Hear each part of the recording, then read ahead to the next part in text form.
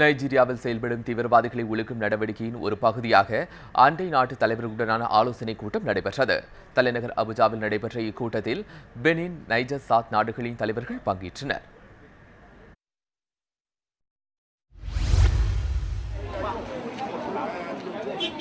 ஆப்பிரிக்காவின் Nigeria, Benin, Cameron, சாத் உள்ளிட்ட நாடுகளில் பல்வேறு தீவிரவாத அமைப்புகளின் ஆதிக்கம் அதிகமாக உள்ளது.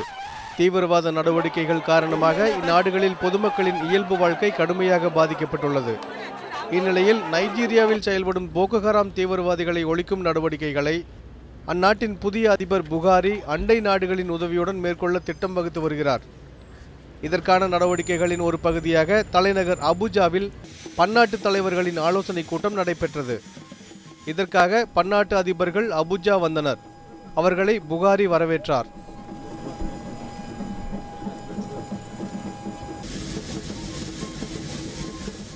போகோ ஹராம் தீவிரவாதிகள் மேற்கொண்ட தாக்குதல்களில் பல்லாயிரக்கணக்கான பொதுமக்கள் படுகொலை செய்யப்பட்டனர். தீவிரவாதிகளால் கடத்தப்பட்ட நூற்றுக்கணக்கான பொதுமக்களின் கதி என்னவென்று தெரியவில்லை.